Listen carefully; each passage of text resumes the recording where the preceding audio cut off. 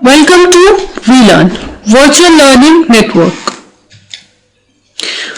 Welcome to session 11 of Computer Fundamentals. इस session में हम लोग पढ़ेंगे एरेज के बारे में। एरेज क्या होते हैं, एरेज के स्ट्रक्चर क्या होते हैं, हम एरेज में वैल्यू कैसे स्टोर करवाते हैं, वो सब हम इस सेशन में स्टडी करेंगे। Now come topics to be covered in this session. हम इस सेशन में कौन कौन से टॉपिक्स कवर करेंगे। First, explain the concept of an array, arrays होते क्या हैं। Second, define, access and initialise array elements. हम एक एरे को कैसे डिफाइन करते हैं, कैसे एक एरे को एक्सेस करते हैं, कैसे उसको इनिशियलाइज करते हैं, कैसे एलिमेंट्स एरे के जो होते हैं उन सबको हम लोग इनिशियलाइज करते हैं, वो हम इसमें पढ़ेंगे। Then perform the common operations on array. Array पे हम लोग कौन कौन से कॉमन ऑपरेशंस परफॉर्म करते हैं। Then explain two dimensional arrays. Two dimensional arrays कौन से होते हैं हमारे। Then define, access and initialise two dimension array elements. हम इसमें पढ़ेंगे दो टू डायमेंशनल एरेज होते क्या क्या है, उनको कैसे एक्सेस करते हैं, कैसे उनकी वैल्यूज को इनिशियलाइज करते हैं, वो सब हम इस चैप्टर में पढ़ेंगे। Now comes understanding arrays. Actually में एरे होते क्या हैं वो हम इसमें पढ़ेंगे। अगर हम लोग एरेज की बात करते हैं तो एरेज बेसिकली हमारी सीरीज होती है या लिस्ट होती है हमारे वेरिएबल्स के एक कंप्यूटर मेमोरी में, और उन सब का हमारे पास सेम नेम होता है, मगर वो सब डिफरेंशिएट होते हैं, डिफरेंट होते हैं एक स्पेशल नंबर से, और उनको हम लोग क्या कहते हैं, सबस्क्रिप्ट्स कहते हैं। So if we talk about an array is a series or list of variables in a computer memory, all of which have a same name but are differentiated with a special numbers called subscripts. अब अगर हम लोग बात करते हैं subscript की, तो subscript basically हमारा वो नंबर होता है जो इंडिकेट करता है हमारे पोजीशन एक पर्टिकुलर आइटम की विद इन एन एरे। जो हमारे एरे में कोई पोजीशन, पर्टिकुलर पोजीशन होती है, उसको रिप्रेजेंट करने के लिए हम लोग क्या कहते हैं, उसे सबस्क्रिप्ट कहते हैं।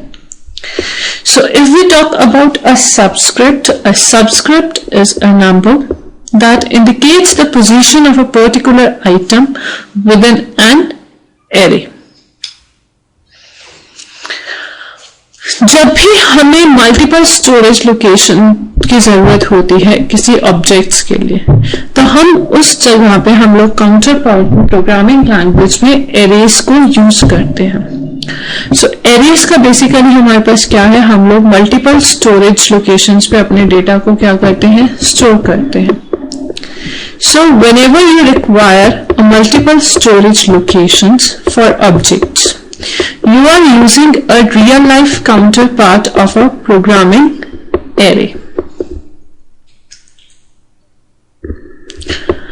अब बात आती है हमारे पास how array occupy a computer memory.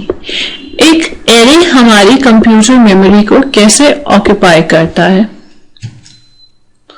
First of all, जब भी हम लोग एक एरे को डिक्लेयर करते हैं, हम एक प्रोग्रामिंग स्ट्रक्चर को डिक्लेयर करते हैं जिसके पास मल्टीपल वेरिएबल्स होते हैं। So whenever you declare an array, you declare a programming structure that contains a multiple variables, और हर एक वेरिएबल विद इन एरे क्या होता है, सेम नेम होता है, और एक सेम उनका डेटा टाइप होता है। जितने भी वेरिएबल्स हम एरे में डिफाइन करते हैं उन सबका एक सेम नाम होगा, सेम डेटा टाइप होगा, और हर एक एरे सेपरेट करेगा वेरिएबल को एक एलिमेंट के एरे के साथ। So each variable with in an array has a same name and a same data type, and each separate array variable is one element of the array. अगर हम लोग element की बात करते हैं, एरे एलिमेंट की, तो वो हमारा क्या ऑक्यूपाई करता है, एक एरिया ऑक्यूपाई करता है मेमोरी में, और वो हम लोग को कंटेजियस हो जाती है मेमोरी को। So each element array occupies an area in a memory next to or contagious to the others as shown in figure.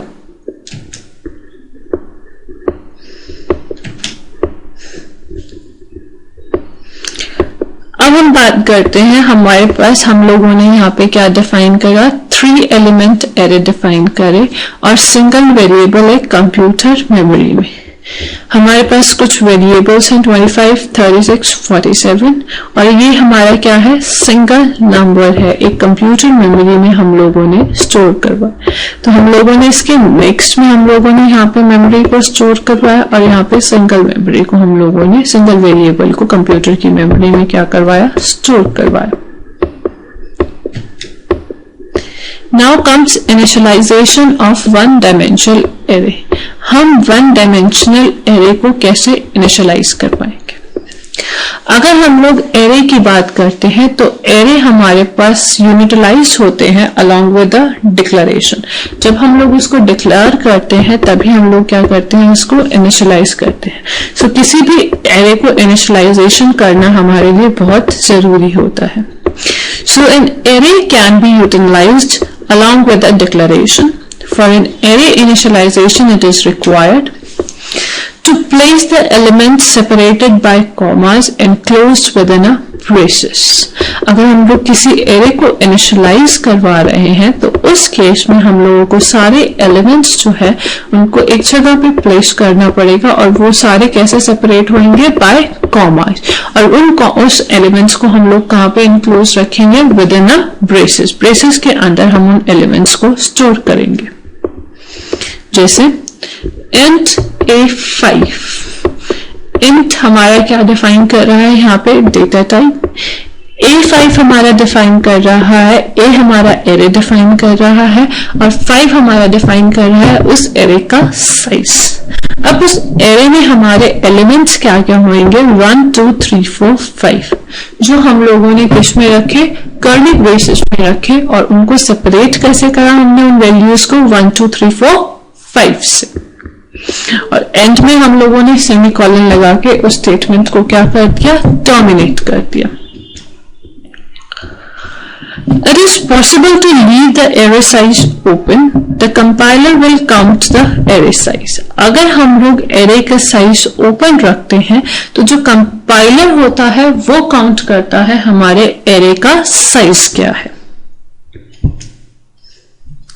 जैसे यहाँ पे हमने लिया int b, फिर हमने equals to 6 7 8 11 and 10 curly braces में रखे और उसके बाद सेमीकोलन। तो यहाँ पे जो हमने ऊपर इंट A5 में 5 एरे का साइज डिफाइन करा था वो हमने यहाँ पे इस एग्जांपल में नहीं डिफाइन करा।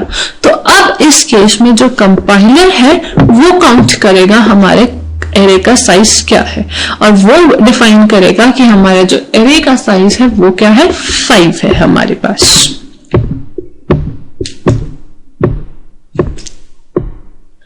Now come initialization of string. एक स्ट्रिंग को कैसे इनिशियलाइज करेंगे हम?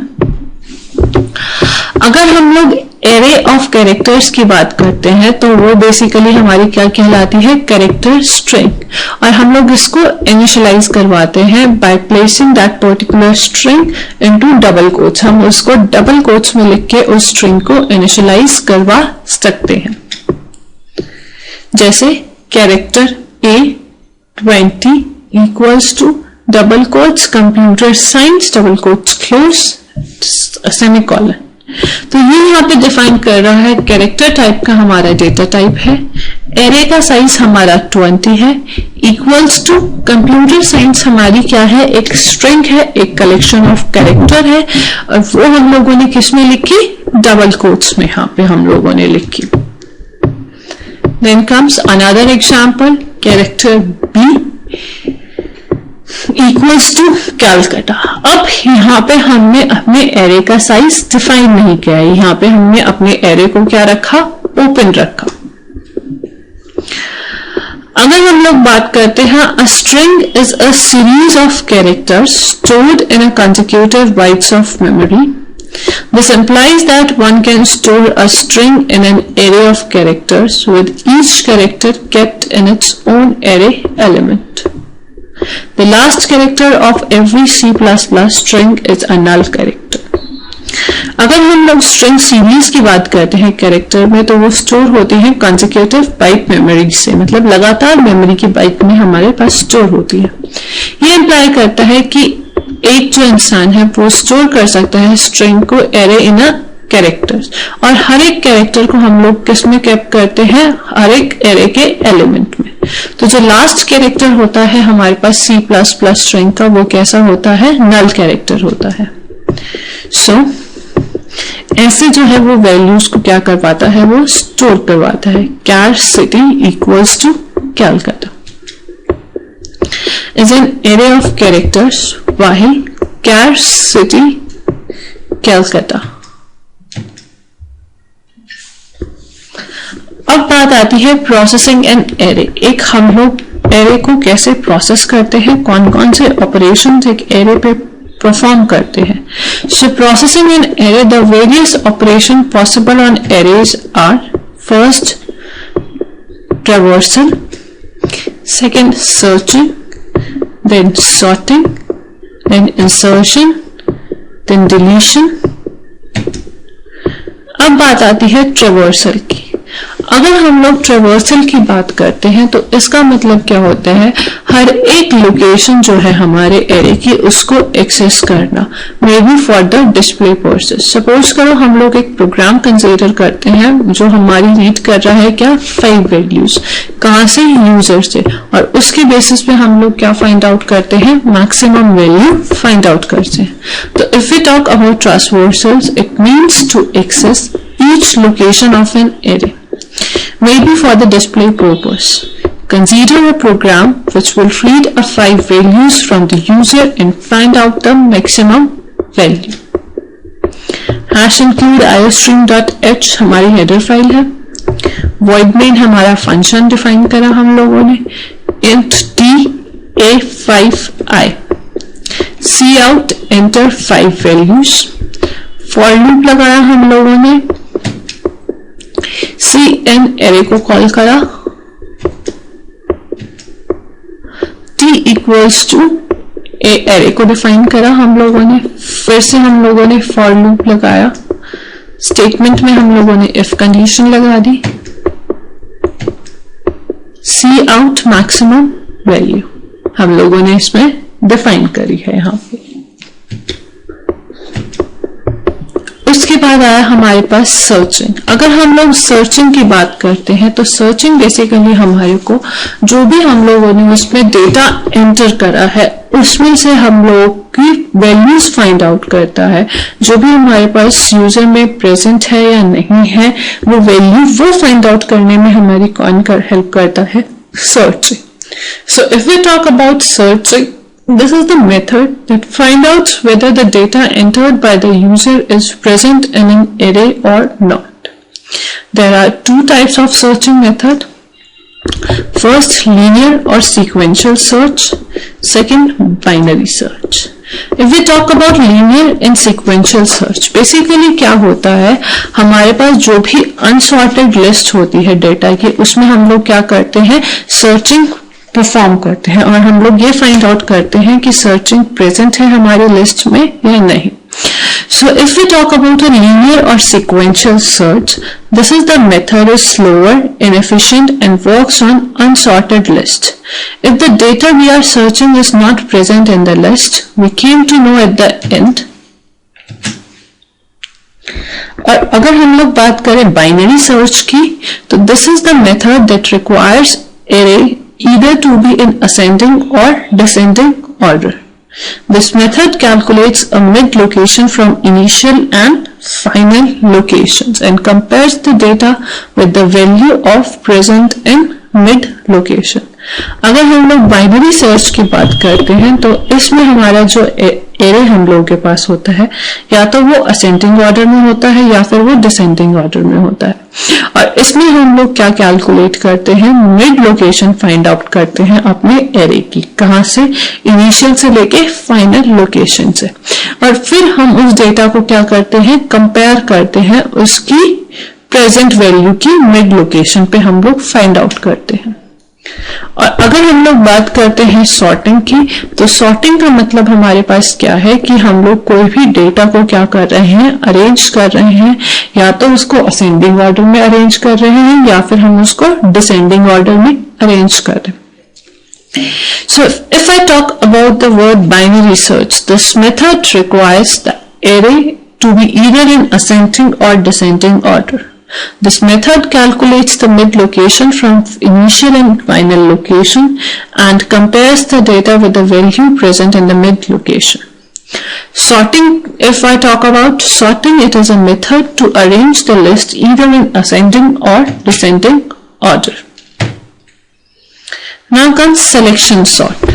अगर हम लोग सिलेक्शन सॉर्ट की बात करते हैं तो सिलेक्शन सॉर्ट में बेसिकली हम लोग क्या करते हैं, हमारे पास कोई एरे है और वो एरे किसमें हमारे पास सॉर्टेड है, असेंडिंग ऑर्डर में। तो हम लोग जो फर्स्ट एलिमेंट है उसको कंपेयर करेंगे बाकी सारे एलिमेंट्स के साथ, तो जो भी उसमें हमारे पास स्मॉलेस्ट वैल्यू होल्ड पे है उसको हम लोग कैलकुलेट करेंगे, और कब तक पास करेंगे, हम लोग नेक्स्ट पास में सेकंड एलिमेंट से उसको कंपेयर करेंगे, फिर ऐसे फर्दर हम लोग जो भी है जब तक वो स्मॉलेस्ट वैल्यू को होल्ड करता रहेगा तब तक हम उसको कंपेयर करते रहेंगे, और ये प्रोसेस हम लोग कब रिपीट करेंगे, हम लोग जब तक हमारे पास वो एरे, एंटायर एरे हमारे पास असेंडिंग ऑर्डर में सॉर्ट आउट ना हो जाए तब तक हम उन वैल्यूज को क्या करते रहेंगे, कंपेयर करेंगे। So if I talk about the selection sort, consider an array having n elements to be sorted in ascending order. Initially, first element is compared with the others so that it holds the smallest value. In the next pass, second element is compared with the others so that it holds the smallest value. This procedure is repeated for the entire array. Now come insertion. अगर हम लोग insertion की बात करते हैं तो insertion का basically हमारा मतलब है कि हम लोग कोई भी डेटा आइटम एरे के एंड में या एरे के मिडल में इंसर्ट करवा रहे हैं। अगर हमारा जो डेटा है वो ऐड हो रहा है of the given data to the location item first determine, हम लोग सबसे पहले अप्लाइंग सर्च प्रोसीजर करते हैं और उसके बाद हम इंसर्शन फॉलो अप करते हैं।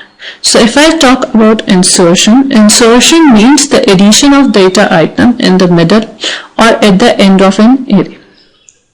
If data is to be added after a given data item, then location of the data item is first determined by applying search procedure and then insertion procedure is implemented. Now comes deletion. अगर हम लोग बात करते हैं deletion की, तो deletion का मतलब होता है हमारा रिमूवल ऑफ डेटा, या डेटा को क्या करना, रिमूव करना। तो जो फर्स्ट लोकेशन होती है हमारे आइटम की वो हम लोग डिलीट करते हैं, and it's determined by applying an appropriate search procedure and then value present at a particular location is deleted. अगर हम लोग डिलीशन की बात करते हैं तो डिलीशन का मतलब होता है कोई भी डेटा को हम लोग क्या कर रहे हैं, रिमूव कर रहे हैं।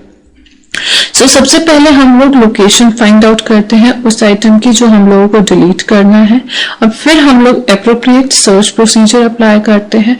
अगर हमारी वैल्यू प्रेजेंट होती है उस पर्टिकुलर लोकेशन पे, हम लोग क्या कर देते हैं, उसे डिलीट कर देते हैं। Now comes two-dimensional arrays. अगर हम लोग 2 डायमेंशनल एरेज की बात करते हैं तो इसमें हमारे पास 2 सबस्क्रिप्ट या इंडेक्स होते हैं। पहला हमारा रो होती है और दूसरा हमारा कॉलम्स होते हैं। जैसे int a5 4 क्या बताता है हमारे पास int a5 कि हमारे पास 5 रोज हैं और 4 कॉलम्स हैं, तो जो टोटल नंबर ऑफ एलिमेंट्स हैं हमारे एरे में वो कितने हैं, 20। The subscripts of 20 elements are A00, जो एड्रेस है हमारे पास उन 20 एलिमेंट्स का वो कुछ इस प्रकार है। A00, A01, A02, A03,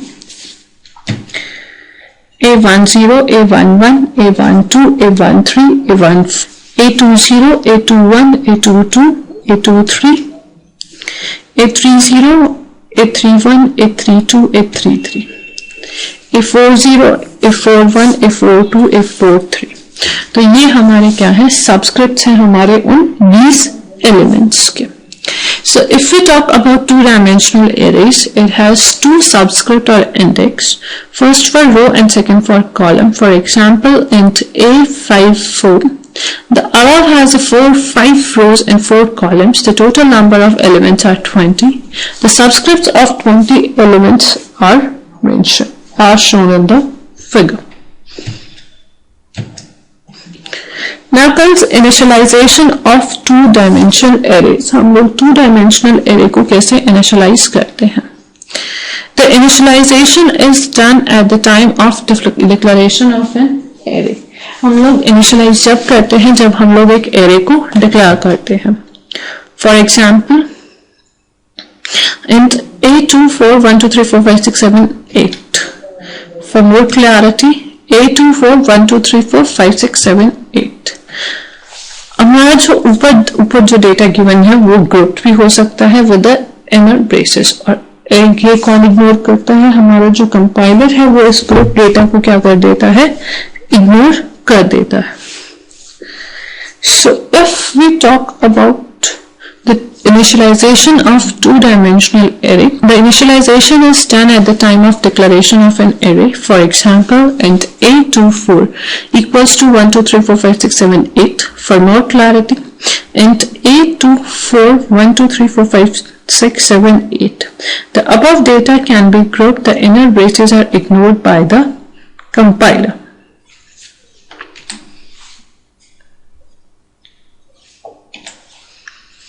Now comes for two-dimensional arrays. Two loops are required. हमारे पास जो भी दो-dimensional arrays होते हैं उनके लिए हम लोगों को 2 loops required होते हैं.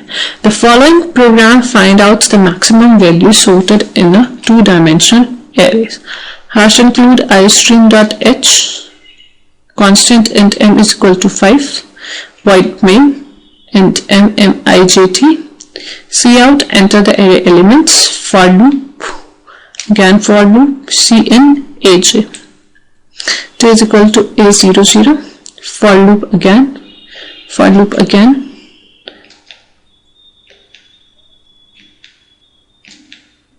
cout the largest value. Here we are doing the search maximum, we are finding the maximum value.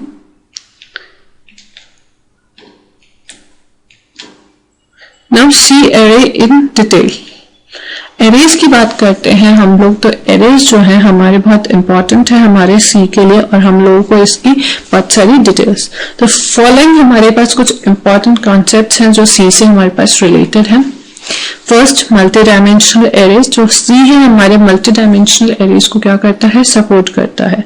It is the simplest form of the multi dimensional array in two dimensional array. अगर हम लोग passing array functions की बात करते हैं तो हम लोग फंक्शन पॉइंटर भी पास कर सकते हैं टू एरे पे by specifying the array's name without index. So if I talk about the passing arrays to the functions, you can pass to the function a pointer or to an array by specifying the array's name without an index. Now comes return from the function. See, allow a function to return an array. Pointer to an array. You can generate a pointer to the first element of an array by simply specifying the array name without any index. Now these are the questions to do it yourself, जो आपको खुद करने हैं. What is the need of an array? What do you mean by searching? Give one advantage and disadvantage of linear and binary search. What do you mean by sorting? Which is the method better, bubble or selection sorting, and why? This is the end of the session. Happy learning, be learning. Thank you.